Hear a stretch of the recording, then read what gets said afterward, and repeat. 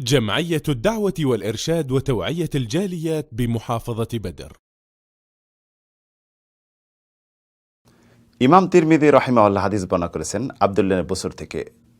আব্দুল্লাহ ইবনে বুসর রাদিয়াল্লাহু আনহু বলেন, এক ব্যক্তি রাসূল সাল্লাল্লাহু আলাইহি ওয়াসাল্লাম কাছে আসলেন। আসার পরে বললেন, ইসলামের বিধিবিধান যেগুলি ওয়াজিব ফরজ এগুলি তো আবশ্যকীয়, অবশ্যই করতে হবে। এছাড়া নফল ইবাদত বন্দেগী অনেক রয়েছে, আমি তো সবই করি, তবে এমন আমাকে একটি বলে দিন যেটি আমি খুব সহজে সব সময় করতে পারবো এবং কাজ কম, সওয়াব অনেক বেশি। আর রাসূল সাল্লাল্লাহু আলাইহি ওয়াসাল্লাম তখন বললেন, লা ইয়াজালু লিসানাকা রাতাবাম মিন যিকরিল্লাহ, তোমার এই জিহ্বা যেন আল্লাহর জিকিরে সিক্ত থাকে, ভিজা থাকে। রাসূল সাল্লাল্লাহু আলাইহি ওয়াসাল্লাম কেন তাকে এই কোর্স দিলেন? জিহ্বা এমন একটি জিনিস, এর দ্বারা যদি আপনি একটি মঙ্গলজনক কথা বলেন, আল্লাহ সন্তুষ্ট হয়ে যান, জান্নাতি।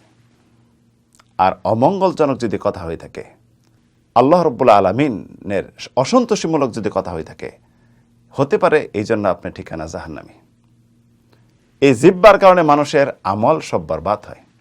এই জিহ্বা যদি আপনি সংরক্ষণ করতে পারেন, ভালো কাজে ব্যয় করতে পারেন, আমলগুলি হেফাজত হবে, দুনিয়াতে আপনি আমলগুলি নিরাপদ করতে পারবেন এবং অনেক সওয়াব অর্জন করতে পারবেন, অনেক পাপ থেকে বাঁচতে পারবেন। জিহ্বাকে আল্লাহর জিকির দ্বারা কিভাবে সিক্ত রাখবো? অনেকে বলেন, কি জিকির করব? অসংখ্য জিকির রয়েছে যেটি আমরা সকলেই জানি, সকলের কাছে প্রসিদ্ধ পরিচিত, তবে অনেকে সওয়াব জানি না, আমল করি না। মূল্যবান কয়েকটি জিকির, সুবহানাল্লাহি ওয়া বিহামদিহি, সকলেই পারেন। 100 বার যদি পড়েন, রাসূলুল্লাহ বলেন, হুত্তাত খাতায়াহু ওয়া ইন কানা মিসলা জাবাদিল বাহর, যদি তার গুনাহ সাগরের ফেনা পরিমাণ হয়, তারপর আল্লাহ ক্ষমা করে দিবেন। লা ইলাহা ইল্লাল্লাহু ওয়াহদাহু লা শারীকা লাহু লাহুল মুলকু ওয়া লাহুল হামদু ওয়া হুয়া আলা কুল্লি শাইইন কাদির, সকলেই পারেন।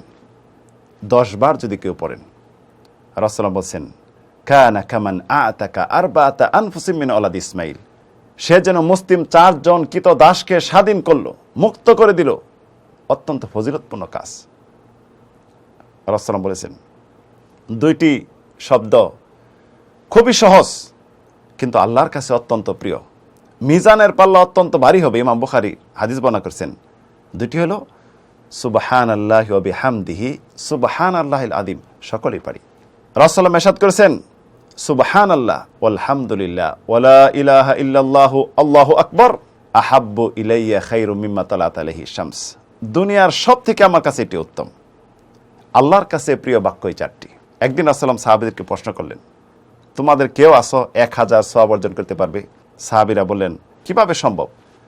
রাসূলুল্লাহ বললেন, ইউসাব্বিহু মিআতি তাসবিহা, তোমরা যদি 100 বার তাসবিহ পড়ো, শুধু সুবহানাল্লাহ পড়ো, তাহলে 1000 নেকি লেখা হবে, 1000 গুনাহ মোচন হবে। সুবহানাল্লাহিল আযীম ওয়া বিহামদিহি যদি একবার পড়েন, আল্লাহ রাব্বুল আলামিন জান্নাতে আপনার জন্য একটি ফলদায়ক বৃক্ষ রোপণ করবেন। উত্তম জিকির লা ইলাহা ইল্লাল্লাহ। বেশি বেশি ইস্তেগফার করুন, আস্তাগফিরুল্লাহ আতুবু ইলাই। দরুদ পড়ুন, জিহ্বার হেফাজত করুন, অসংখ্য আমলের হকদার হন এবং খুবই সহজে জান্নাতের পথ সুগম করুন।